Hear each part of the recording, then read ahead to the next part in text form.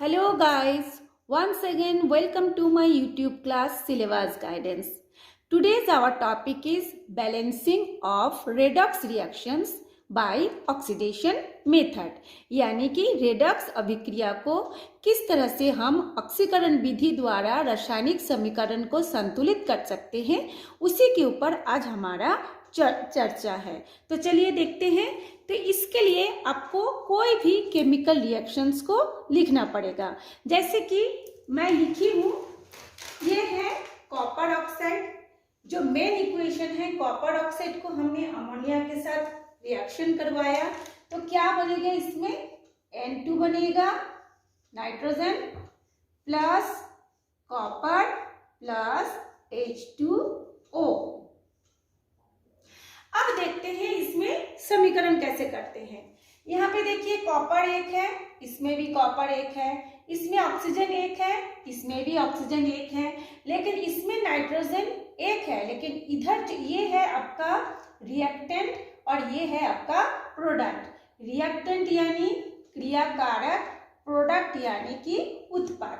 तो रिएक्टेंट में नाइट्रोजन एक है, परंतु जो प्रोडक्ट उत्पाद बना है इसमें नाइट्रोजन की संख्या कितनी है, 2। इसमें रिएक्टेंट में हाइड्रोजन की संख्या है 3 और प्रोडक्ट में हाइड्रोजन की संख्या है 2। अब हम इसको किस तरीके से ऑक्सीकरण विधि द्वारा मतलब उसको बैलेंस करेंगे, उसके ऊपर देखते हैं।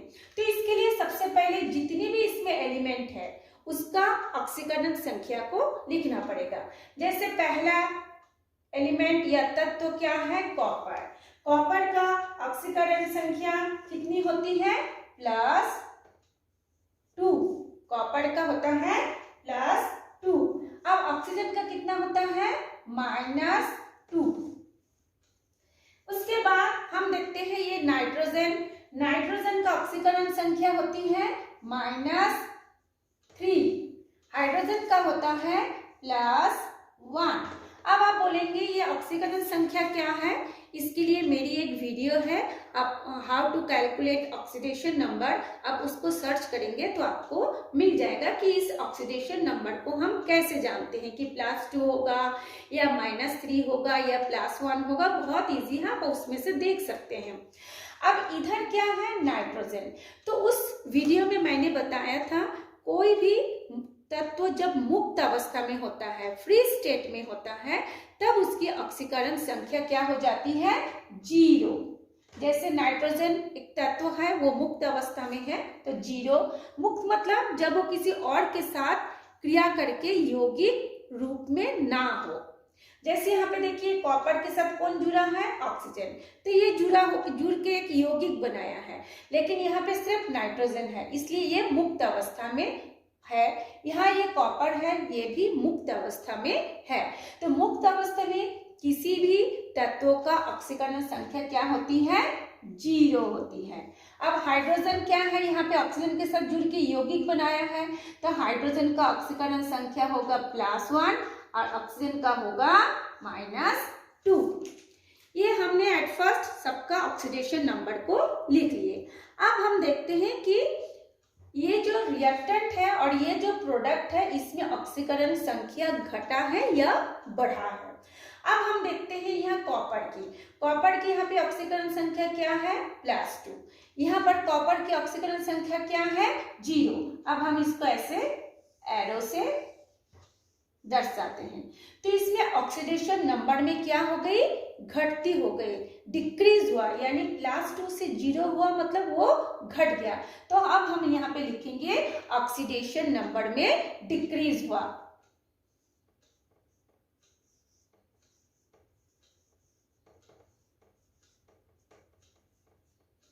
Oxidation number is decreasing.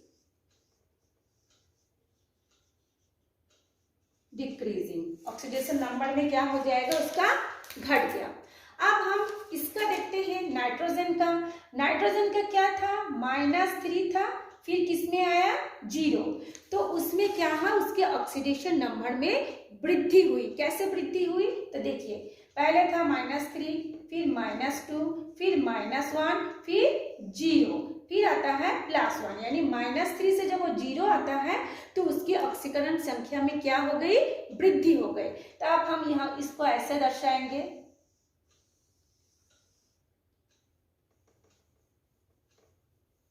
यहाँ पे है नाइट्रोजन,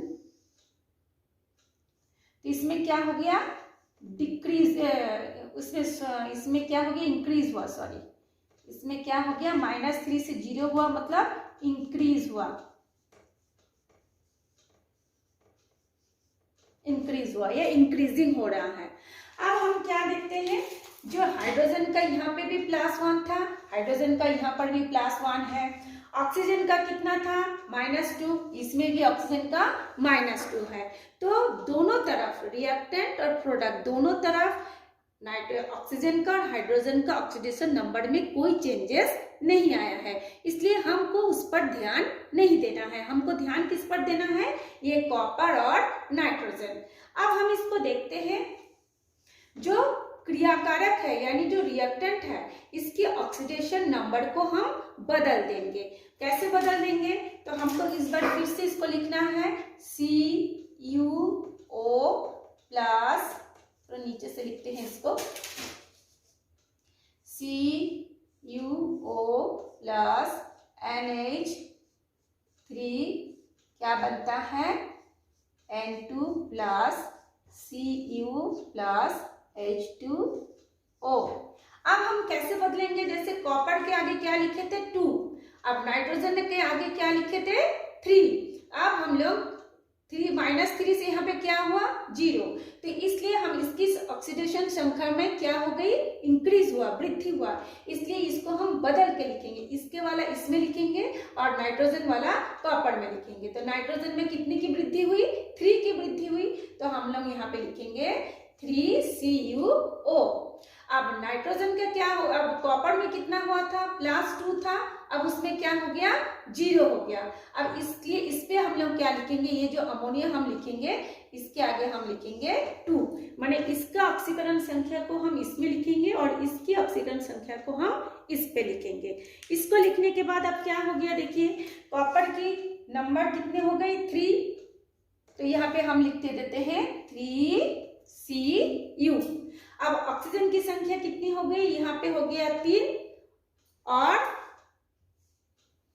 और यहाँ पे कितना है, 8। यदि हम यहाँ पे 3 लिखते हैं, 3H2O, तो ऑक्सीजन की संख्या कितनी हो गई, 3। ये आप लोगों को पता होगा, ये जो इधर वाला 3 होता है, ये 3 हाइड्रोजन के साथ भी गुना होता है, ये 3 इधर जो ऑक्सीजन है उसके साथ भी गुना होता है।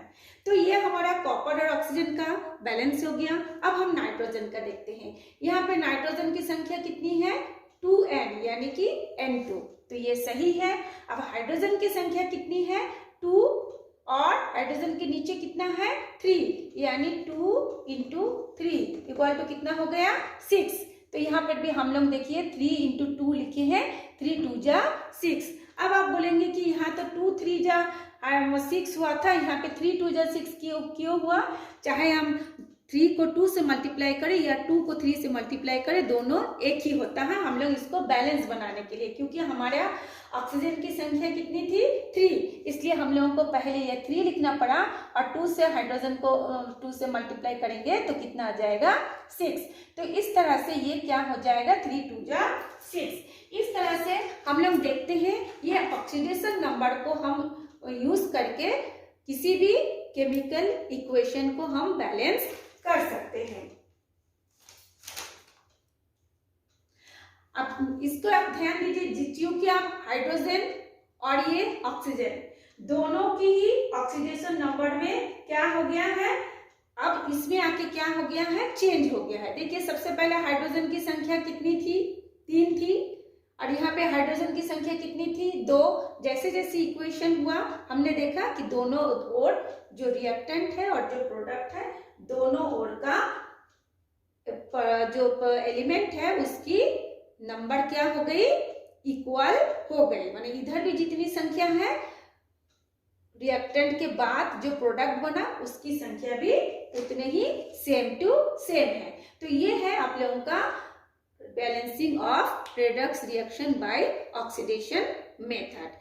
तो इसके ऊपर आपको समझ में आया है कि नहीं, आप इसको कमेंट्स करके बताइए। और जो नए फर्स्ट टाइम देख रहे हैं इस चैनल को प्लीज सब्सक्राइब कर लीजिए, ताकि आप ऑक्सीडेशन नंबर को कैसे निकाल सकते हैं उस वीडियो को आप देख सकें।